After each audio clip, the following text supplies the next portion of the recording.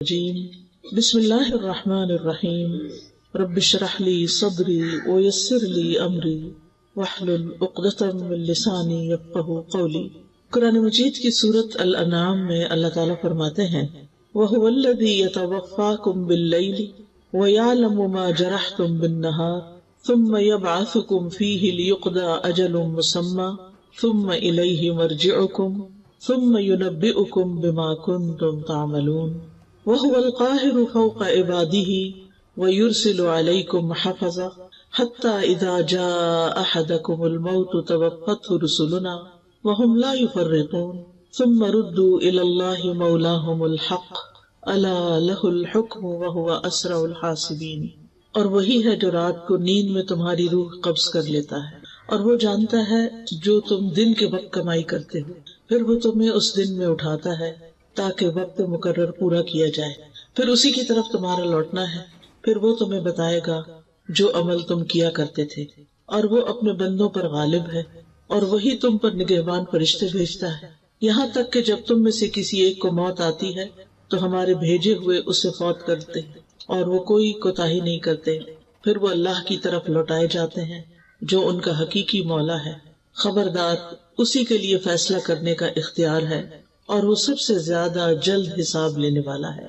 ان آیات میں آپ دیکھ رہے ہیں کہ اللہ سبحانہ وتعالیٰ نے پہلے ہر انسان کے سونے اور جاگنے کا ذکر کیا ہے، پھر مرنے اور پھر مر کر جینے کا ذکر ہے۔ تو ہر روز ہم یہ ایکسپیرینس کرتے ہیں، یعنی نبی صلی اللہ علیہ وسلم نے جب لوگوں کو آ کر یہ بتایا کہ تم مرنے کے بعد دوبارہ اٹھائے جاؤ گے تو انہیں یقین نہ آیا۔ انہوں نے کہا کہ یہ کیسے ممکن ہے کہ مرنے کے بعد ہم پھر اٹھائے جائیں، بس مر گئے تو ختم ہو گئے۔ ما ہی الا حیاتنا الدنیا نموت و نحیا، زندگی تو بس دنیا کی زندگی ہے، ہم جیتے ہیں، ہم مرتے ہیں، بس ختم ہو جاتے ہیں۔ تو ان لوگوں کا آخرت پر یقین نہیں تھا، تو ان کو سمجھایا گیا کس چیز سے؟ ہر روز کے سونے اور جاگنے کے عمل سے، کہ کس طرح انسان ہر روز رات کو سو جاتا ہے، اللہ تعالیٰ اس کی ایک روح قبض کرتے ہیں، پھر وہ صبح جاگ اٹھتا ہے۔ تو ایسے ہی ہوگا کہ موت کے بعد انسان سو جائے گا اور پھر قیامت کے دن دوبارہ اٹھے گا۔ جیسے روزانہ سونے کے بعد اٹھنا کچھ مشکل کام نہیں، تو اللہ سبحانہ تعالیٰ کے لیے موت کے بعد کسی کو زندہ کرنا، دوبارہ جگانا، اٹھانا کچھ مشکل کام نہیں، اور یہ کام اللہ سبحانہ تعالیٰ کے لیے بہت آسان ہے۔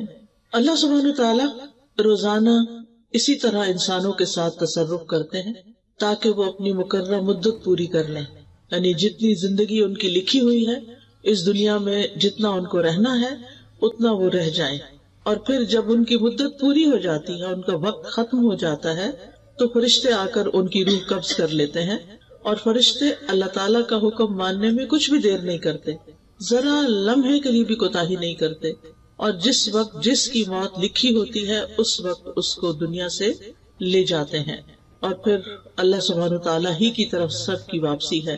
اسی لیے جب کوئی فوت ہو جاتا ہے تو ہم کیا کہتے ہیں؟ انا للہ و انا الیہ راجعون، کہ بے شک ہم بھی اللہ کے لیے ہیں اور ہم اسی کی طرف واپس جانے والے ہیں، ہم بھی لوٹ کے جانے والے ہیں، ہم بھی پلٹنے والے ہیں، جہاں سے آئے ہیں وہیں واپس جائیں گے، اور یہ واپسی یقینی ہے۔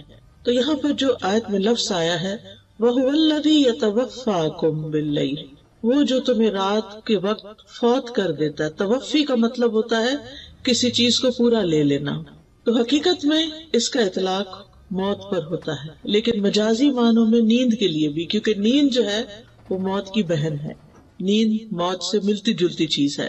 تو اللہ سبحانہ تعالیٰ رات کو نیند کی حالت میں تمہاری جانوں کو لے لیتا ہے، یعنی انسان کے اندر سے ایک روح نکل جاتی ہے۔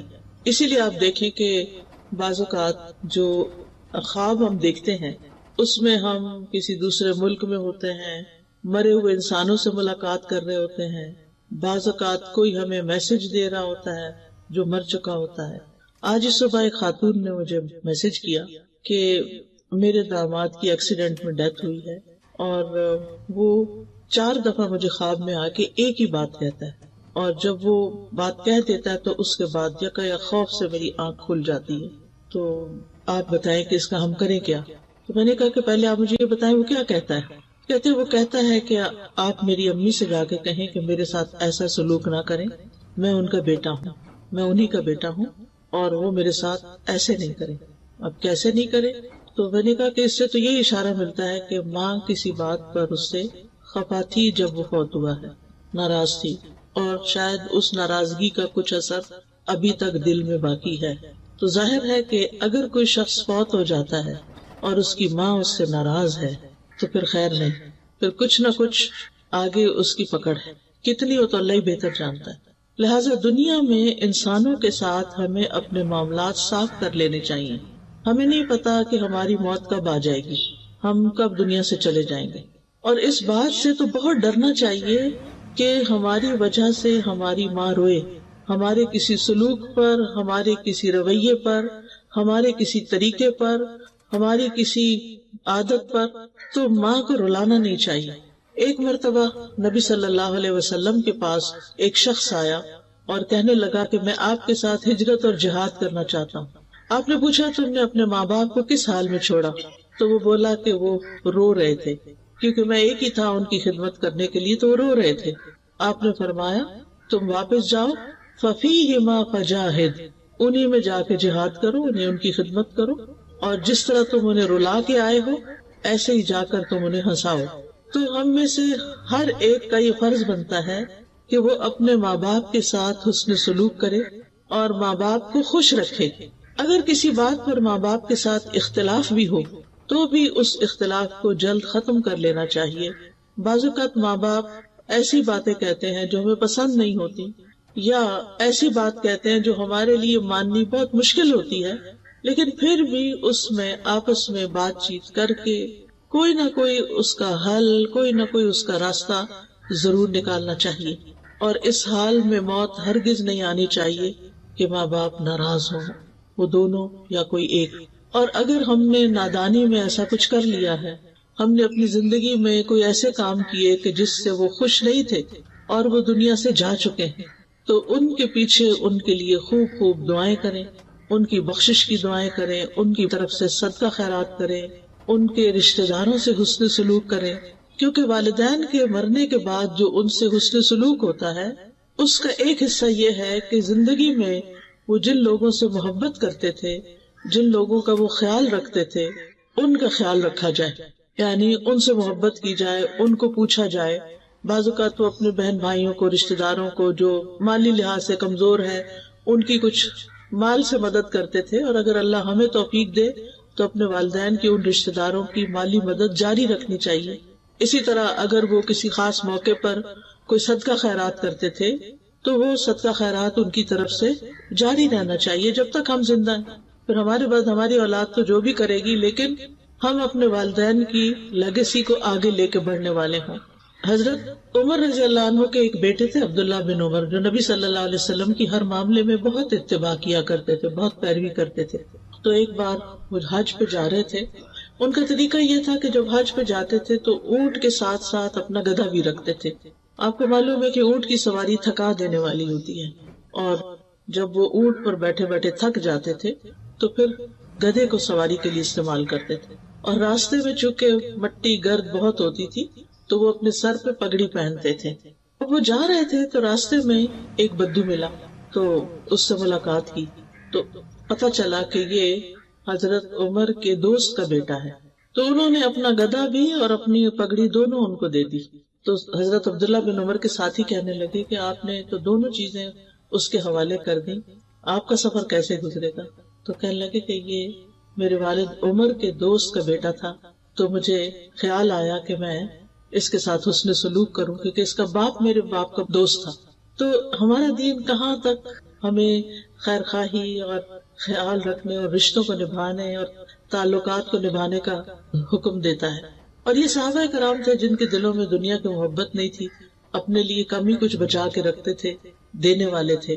اور عربوں کے دل تو ویسے بھی بڑے وسیع ہوتے ہیں، اور ایک قدرتی بھی ان کے اندر دینے کا مزاج پایا جاتا ہے، لیکن اسلام نے آ کر اس دینے کے مزاج کو اور خوبصورت بنا دیا اور اللہ کی خاطر کرنے والا بنا دیا، جس کا پھر اجر ہی اجر ہے. تو بات میں یہ کر رہی تھی کہ بعض اوقات نیند کے وقت انسان خواب میں ایسی ایسی جگہوں پر پہنچ جاتا ہے، حالانکہ فزیکلی وہ بستر پر ہوتا ہے، تو وہ دراصل اس کی روح ہوتی ہے، اور وہ روح سے ملاقات کر سکتی ہے، یعنی گھوم پھر کے، اور پچھلے فوت شدہ لوگوں سے یا زندہ لوگوں سے یا کچھ بھی. تو یہ اللہ تعالیٰ کا ایک ایسا نظام ہے، اللہ تعالیٰ کی قدرت کا ایک ایسا مظہر ہے جسے ہم سب ایکسپیرینس کرتے ہیں. اور اس سے پتہ چلتا ہے کہ اللہ سبحانہ تعالیٰ وہ کام کرتا ہے جو بندے نہیں کر سکتے. یعنی اللہ تعالیٰ اگر روح لے جائے اور واپس نہ کرے تو کوئی بندہ اس روح کو ڈال نہیں سکتا، اور اگر اللہ تعالیٰ کسی کو بچانا چاہے تو کوئی کسی کو مار نہیں سکتا، وہ اس کی حفاظت کے لیے کوئی بھی رستہ نکال دے گا. لہٰذا ہماری زندگیوں میں بہت سی ایسی چیزیں ہو جاتی ہیں جن کے بعد ایک سوالیہ نشان رہ جاتا ہے کہ ایسا کیوں ہوا. تو بات یہ ہے کہ یہ تقدیر کا ایک حصہ تھا، اللہ کا فیصلہ تھا جو پورا ہو گیا.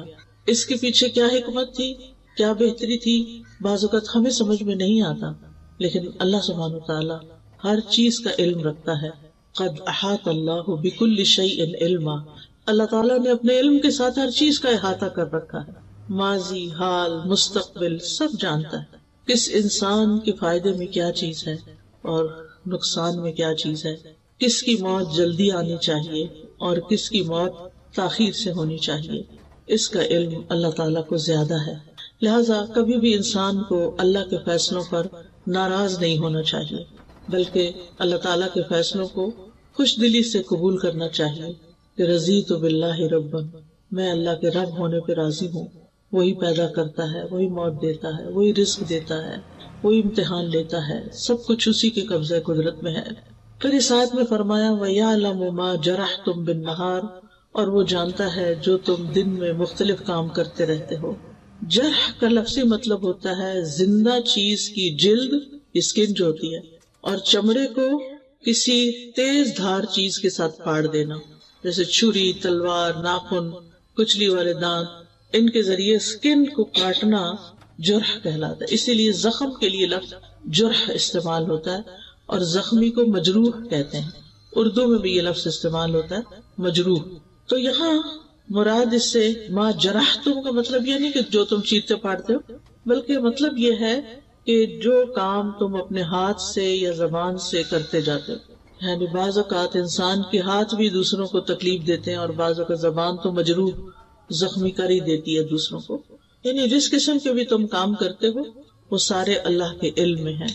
ثم یبعثکم فیہ لیقضی اجل مسمی، پھر وہ تمہیں نیند کی حالت میں فوت کرنے کے بعد دن میں اس نیند سے جگا دیتا ہے تاکہ ہر شخص اپنی وہ عمر پوری کر لے جو اللہ کے علم میں اس کے لیے مقرر کی گئی ہے، اس دنیا میں اس کے لیے مقدر کی گئی ہے.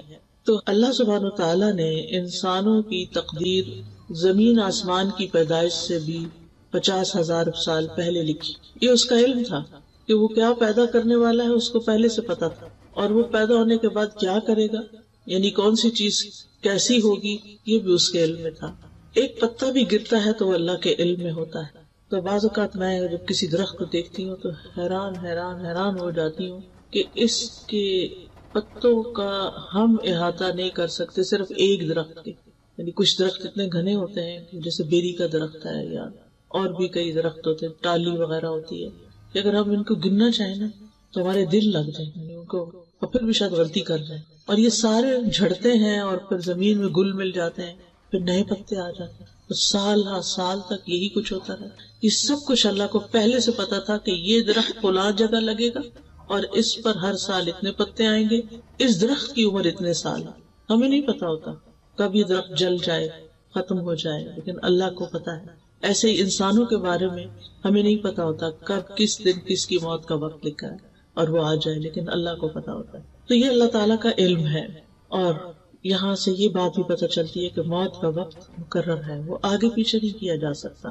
ہاں یہ ضرور ہو سکتا ہے کہ کچھ اعمال جو ہیں انسان کی زندگی میں برکت پیدا کرتے ہیں اور تھوڑے وقت میں انسان بہت کچھ کر کے چلا جاتا ہے اس دنیا سے. لیکن یہ بات یاد رکھنی چاہیے، نمبر ایک یہ کہ ہم یہاں ہمیشہ رہ نہیں سکتے اس دنیا میں، ہمیں یہاں سے جانا ہی جانا ہے. یعنی ہم میں سے ہر ایک پر موت آنی ہے. اور دوسری بات یہ ہے کہ موت کے بعد اللہ کے پاس جانا ہے، اللہ کو منہ دکھانا ہے.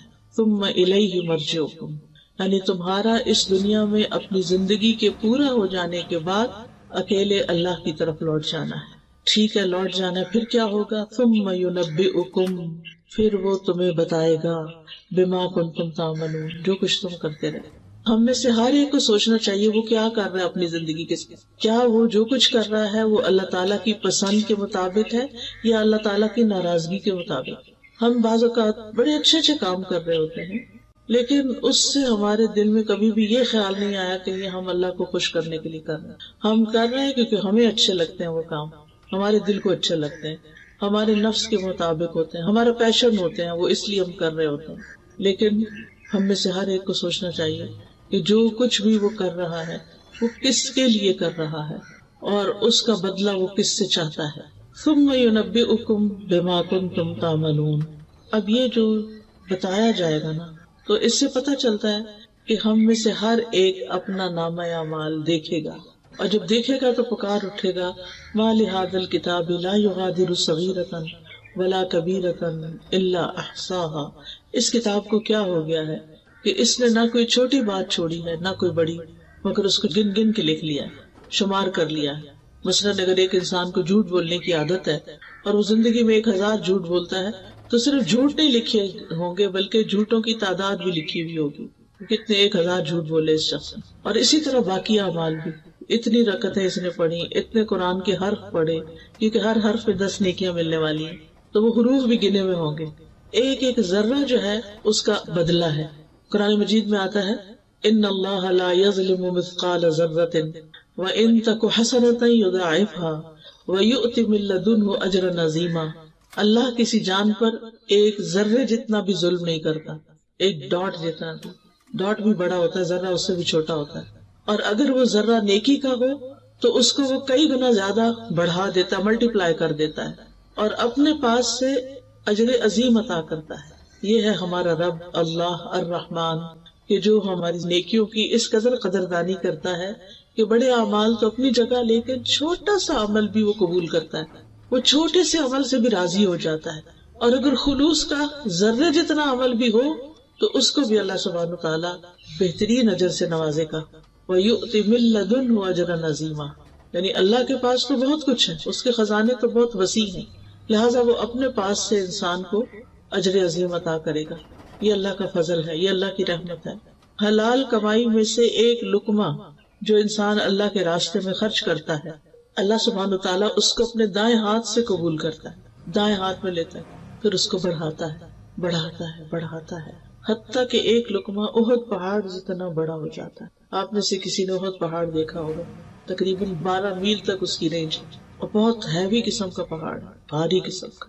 صرف ایک مورسل، ایک لقمہ جو آپ کسی کو کھلا دیتے ہیں، بس شرط یہ ہے کہ اللہ کی خاطر کھلائے، اور شرط یہ ہے کہ حلال کمائی میں سے ہو، کیونکہ ان اللہ طیب لا يقبل الا الطیب، اللہ تعالیٰ پاک ہے اور وہ پاک چیز کے علاوہ قبول ہی نہیں کرتا، یعنی حرام مال کو وہ قبول نہیں کرتا، مشکوک مال کو وہ قبول نہیں کرتا، پاکیزہ مال ہی کو قبول کرتا ہے، جو انسان محنت سے کماتا ہے اور پھر محنت سے اپنے دل لگا کے اس کو خرچ کرتا ہے، اپنے دل کی خوشی سے اس کو آگے دیتا ہے۔ اور پھر صحیفوں میں تو ایک ایک چیز لکھی ہوئی ہے جسے کوئی مٹا نہیں سکتا، اور ہر چھوٹی بڑی بات، کل کبیر و صغیر مستطر، اور چھوٹی سے چھوٹی چیز اور بڑی سے بڑی چیز سطروں میں لکھی ہوئی، مستطر، سطر کہتے ہیں نا لائن کو، یعنی تحریر شدہ ہے، ریکارڈڈ ہے، لکھی ہوئی ہے۔ اللہ تعالیٰ فرماتے ہیں سورۃ المجادلہ میں احصاہ اللہ ونسوہ، اللہ نے انہیں گن گن کر رکھا ہے جبکہ وہ اسے بھول چکے۔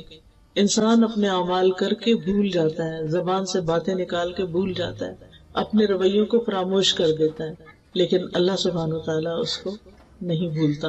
وَهُوَ الْقَاهِرُ فَوْقَ عِبَادِهِ، اور وہ اپنے بندوں کے اوپر غالب ہے، قاہر ہے۔ امام راضی کہتے ہیں اس قہر کے کئی معنی ہیں۔ ایک معنی ہے کہ اللہ تعالیٰ اس طرح غالب ہے کہ ایک چیز کو عدم سے وجود میں لے آتا ہے، یعنی he makes something out of nothing، تو عدم سے وجود میں لانے والا صرف وہ ہے۔ ہم انسان جو کچھ بناتے ہیں وہ اللہ کے بنائے ہوئے چیزوں کو مولڈ کرتے رہتے ہیں، اسی کو ڈھالتے ہیں، مختلف شکلوں میں ان کو بنا لیتے ہیں، اپنے پاس سے کچھ نہیں کر سکتے کہ کوئی چیز سرے سے ہے ہی نہیں اور ہم اس کو ایجاد کر لیں۔ دوسرا یہ ہے کہ جو چیزیں موجود ہیں ان کو وہ فنا کرنے پر بھی غالب ہے، یعنی نہیں تو بنانے پہ قادر ہے، اور ہے تو اس کو ملیا میٹ کرنے پر بھی قادر ہے. اور پھر تیسری چیز یہ ہے کہ متضاد چیزوں کو پیدا کرتا ہے، یعنی رات اور دن اور اسی طرح بہت ساری چیزیں. اور چوتھی بات یہ ہے کہ وہ اپنے فیصلوں کو نافذ کرنے پہ قادر ہے، یعنی جو اس نے ڈیسائیڈ کیا ہو وہ اس کو کر لیتا ہے. یعنی انما امرہ اذا اراد شیئا ان یقول له کن فیکون، اس کو صرف کن کہنے کی ضرورت ہوتی ہے. 4 چیزوں کو اس نے اپنے ہاتھ سے بنایا، باقی سب کن کہہ کے بنایا. وہ 4 چیزیں کون سی ہیں؟ قلم، آدم علیہ السلام، جنت عدن اور عرش الہی، اور باقی چیزیں کن کہہ کے. ان 4 چیزوں کو اللہ نے بڑی عزت بخشی ہے. قلم کو عزت دی ہے، عرش کو عزت دی ہے، آدم علیہ السلام کو عزت دی ہے اور جنت عدن کو عزت دی ہے. پھر فرمایا وَيُرْسِلُ عَلَيْكُمْ حَفَظًا، وہ تم پر نگران بھیجتا ہے، یعنی فرشتے. حفاظت کے فرشتوں کی 2 قسمیں ہیں. ایک وہ ہیں جو ہمارے جسم کی حفاظت پر مامور ہیں، بدن کی حفاظت کرتے ہیں اور اس کو گھیرے ہوئے ہوتے ہیں، اس سے شیطان کی تکلیفوں کو دور کرتے ہیں. سورۃ الرعد میں آتا ہے لَهُ مُعَقِّبَاتٌ مِّن بَيْنِ يَدَيْهِ وَمِن خَلْفِهِ يَحْفَظُونَهُ مِنْ أَمْرِ اللَّهِ، اس کے لیے اس کے سامنے سے اور اس کے پیچھے سے پہرے دار مقرر ہیں جو اللہ کے حکم سے اس کی حفاظت کرتے ہیں. يَحْفَظُونَهُ مِنْ أَمْرِ اللَّهِ، یعنی من امر اللہ سے مراد بِأَمْرِ اللَّهِ، اللہ کے حکم کے ساتھ. دوسرے وہ فرشتے ہیں جو انسان کے اعمال کی حفاظت پر مامور ہیں، یعنی جو ایک ایک حرکت اور ایک ایک کام پر نگاہ رکھتے ہیں اور ہر ایکشن، ہر چیز کا پورا ریکارڈ مینٹین کر رہے ہیں. جیسا کہ اللہ تعالیٰ فرماتے ہیں ام یحسبون انا لا نسمع سرهم ونجواهم بلا ورسلنا لدیہم یکتبون، کیا وہ سمجھتے ہیں کہ ہم ان کے راز اور ان کی سرگوشیاں نہیں سنتے؟ یعنی یہ جو چھپ چھپ کے باتیں کرتے ہیں ہمیں نہیں پتا؟ کیوں نہیں، ہمارے بھیجے ہوئے فرشتے ان کے پاس ہی لکھتے رہتے ہیں. ہم سمجھتے کوئی نہیں سن رہا، ہم دائیں دیکھتے ہیں بائیں دیکھتے ہیں اوپر نیچے دیکھتے ہیں، کوئی نہیں اب بات کر لو. نہیں، فرشتے تو کہیں نہیں جاتے، وہ تو ادھر بیٹھے ہوتے ہیں. آپ شروع کرتے ہیں لکھ کے یا بول کے یا وسپر کر کے، وہ ساتھ ہی لکھنا شروع کر دیتے ہیں اور ریکارڈ کر لیتے ہیں. لہذا انسان کہیں بھی محفوظ نہیں ہے کہ وہ کہیں چھپ جائے یا اللہ سے بھاگ جائے. بھاگ کے دکھائے نہیں بھاگ سکتے، جانا تو اسی کے پاس ہے. کوئی موت سے نہیں بھاگ سکتا، کوئی اللہ تعالیٰ کے حضور حاضر ہونے سے نہیں بھاگ سکتا. جو بھاگے گا اس کو پکڑ کر اللہ کے حضور حاضر کر دیا جائے گا.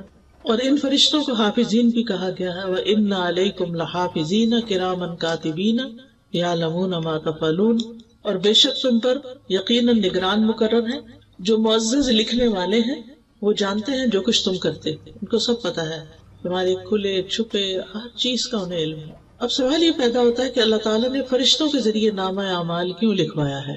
یعنی اللہ تعالیٰ کو اگر خود ہی پتا ہے تو پھر فرشتوں سے کیوں لکھوایا ہے؟ اس میں بندوں کے لیے شفقت اور نرمی ہے، کیونکہ جب ان کو پتا ہوگا کہ اللہ تعالیٰ خود نگرانی کر رہا ہے اور پھر یہ کہ فرشتے بھی لکھ رہے ہیں اور ان کا نامہ اعمال تیار کر رہے ہیں، اور یہ نامہ اعمال قیامت کے دن سب لوگوں کے سامنے انہیں پیش کیا جائے گا، یا دائیں ہاتھ میں دیا جائے گا یا بائیں ہاتھ میں دیا جائے گا، تو یہ اللہ تعالیٰ کی مہربانی ہے کہ پہلے سے ہی بتا دیا گیا ہے. اور اس طرح وہ اپنے اس نامہ اعمال کی حفاظت کرتے ہیں کہ یہ سب کے سامنے آ جائے گا تو اس کی بہت سخت شرمندگی ہوگی. تو مجھے اپنے ظاہر اور باطن کو ایک کر لینا چاہیے.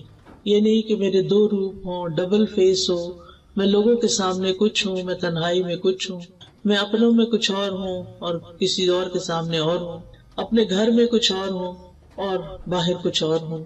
نہیں، انسان ہی رہے اور لوگوں سے زیادہ اپنے رب سے ڈرنے والا ہو.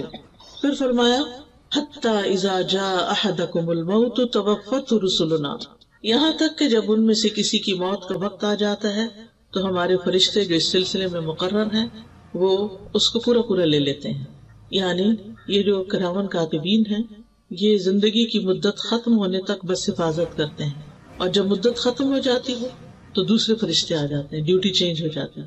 یہ فرشتے چلے جاتے ہیں ہمیشہ کے لیے واپس، اور وہ فرشتے آتے ہیں جنہیں انسان کو فوت کرنے کا کام دیا گیا، وہ فوراً حاضر ہو جاتے ہیں، اور ان کا سردار ملک الموت کہلاتا ہے. جب موت کا وقت آتا ہے تو فرشتے دور تک خد نگاہ نظر آنے لگتے ہیں انسان. آپ نے دیکھا ہوگا کہ کئی مریض یہ بھی کہتے ہیں کہ بہت لوگ آ گئے ہیں، جگہ بناؤ، کھڑکی کھول دو، دروازہ کھول دو، پیچھے ہٹ جاؤ، جگہ بناؤ. یہ اکثر سننے کو ملتا ہے، یعنی مرنے والا اس طرح کی باتیں کر رہا ہوتا ہے. تو مومن کی روح جب فرشتے لینے آتے ہیں تو حد نگاہ تک فرشتے، اور وہ نورانی چہروں والے ہوتے ہیں، خوبصورت فرشتے ہوتے ہیں جس کی وجہ سے میت کو ایک اطمینان ہو جاتا ہے. پھر ملک الموت آتے ہیں اور وہ فرشتوں کے سردار ہیں جو موت کا کام کرتے ہیں، اور وہ اس کے سرہانے کے پاس بیٹھ جاتے ہیں اور کہتے ہیں یا ایتھا النفس المطمئنہ ارجعی الی ربک راضیۃ مرضیہ فادخلی فی عبادی وادخلی جنتی ایھا الروح الطیب اخرجی من جسد طیب. اے پاک روح، پاکیزہ جسم سے باہر آ جاؤ. اور وہ روح ان کے کہنے پر ایسے باہر آ جاتی ہے جیسے پانی کا قطرہ کسی بوتل میں سے باہر نکل جائے، آسانی کے ساتھ، کیونکہ اس کو رب کی ملاقات کی بشارت مل چکی ہوتی ہے کہ رب راضی ہے تم سے. تو وہ خوش ہو جاتی ہے کہ اب آگے مشکل نہیں ہے، اب جانا چاہیے. پھر اس کو دنیا سے زیادہ آخرت کی محبت لگ جاتی ہے.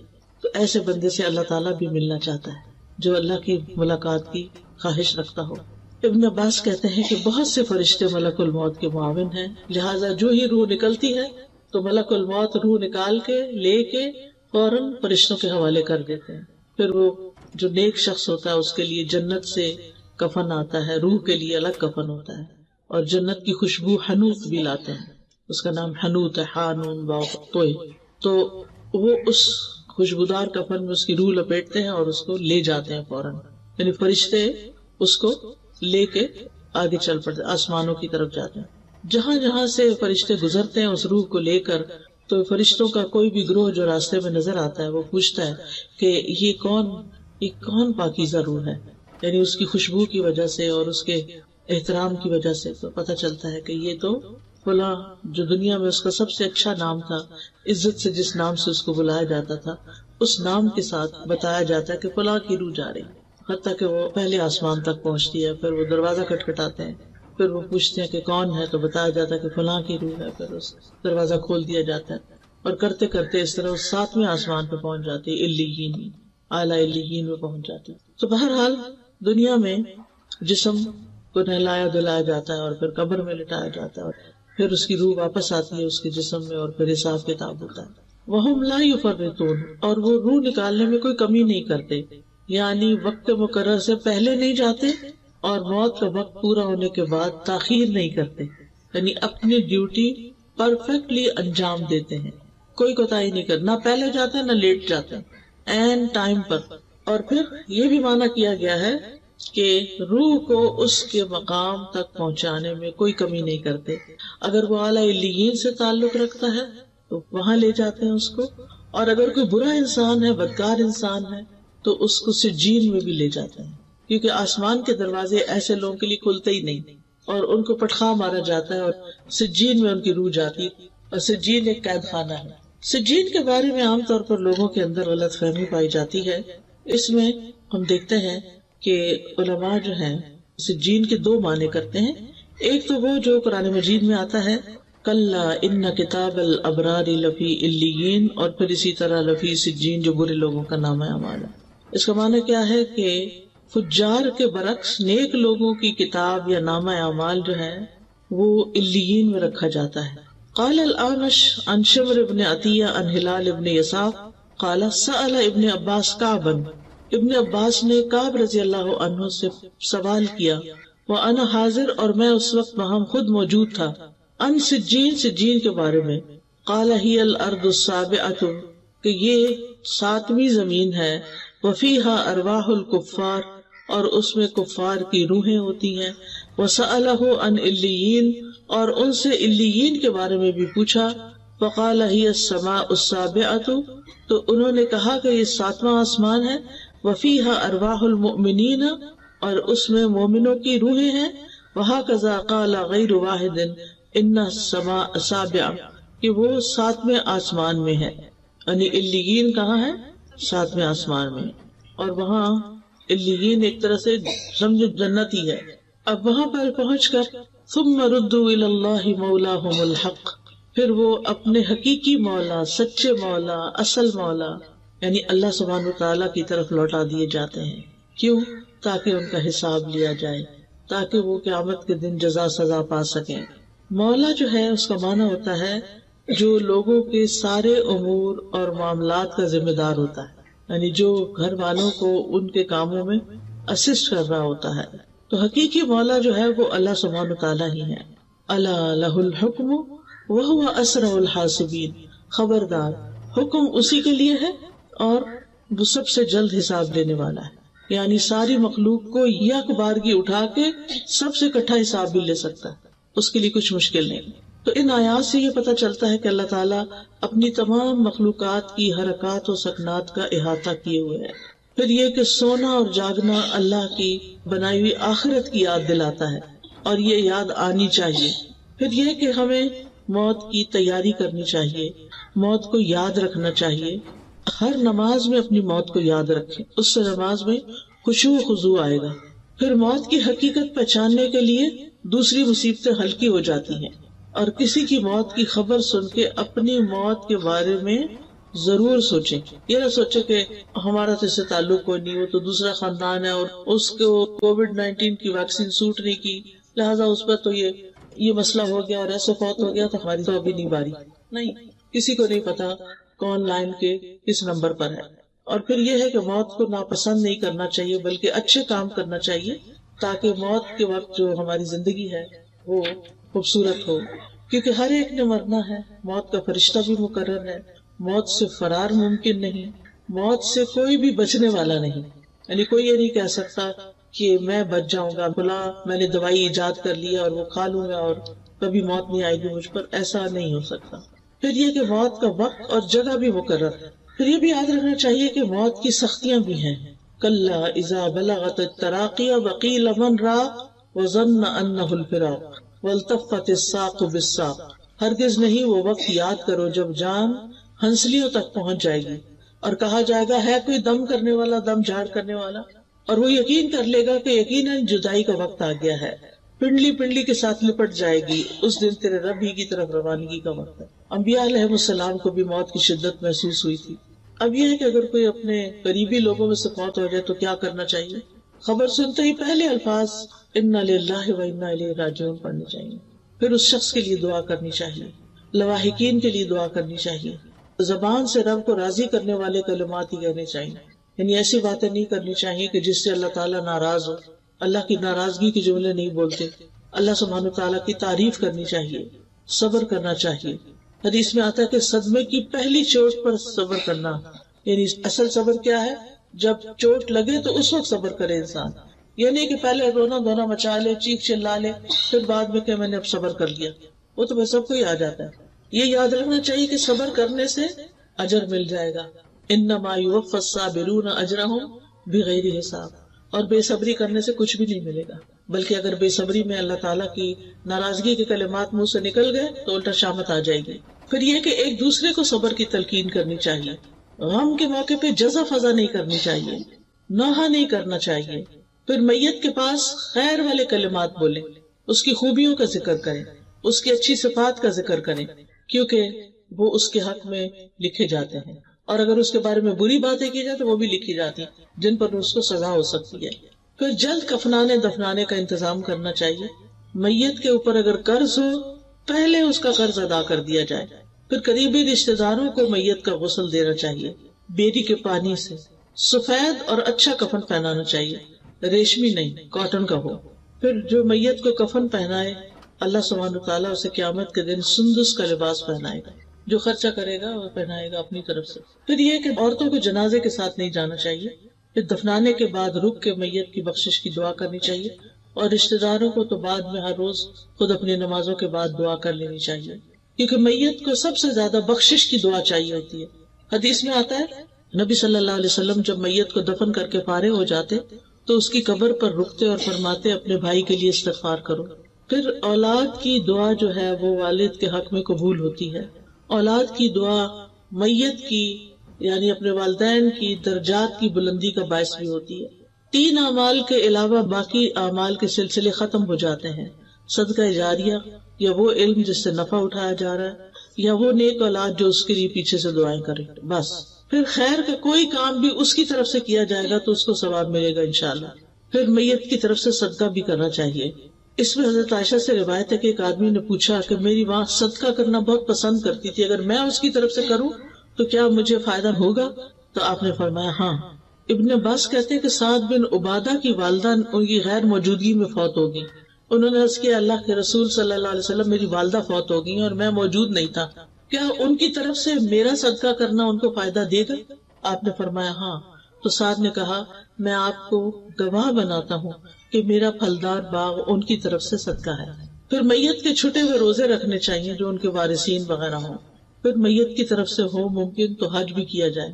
اور پھر یہ کہ دعا میں اللہ تعالیٰ نے بہت فائدہ رکھا ہے، دعائیں خوب کرنی چاہیے آخرت کی کامیابی کے لیے، امتحان میں ثابت قدمی کے لیے، کیونکہ انسان جیسے دنیا میں بھی نروس ہو جاتا ہے نا امتحان میں، تو آخرت کا امتحان تو اس سے بھی سخت ہے۔ تو اللہ تعالیٰ ان لوگوں کو ثابت قدمی عطا فرمائے گا جو نیک باتوں کے ساتھ اس دنیا میں ثابت قدم رہتے ہیں۔ یثبت اللہ الذین آمنوا بالقول الثابت فی الحیات الدنیا وفی الآخرہ۔ تو اللہ تعالیٰ سے دعا ہے کہ وہ ہمیں ہدایت کے راستے پر ثابت قدمی عطا فرمائے تاکہ جب ہم اس سے ملیں تو وہ ہم سے راضی ہو جائیں۔ وآخر دعوانا ان الحمد للہ رب العالمین۔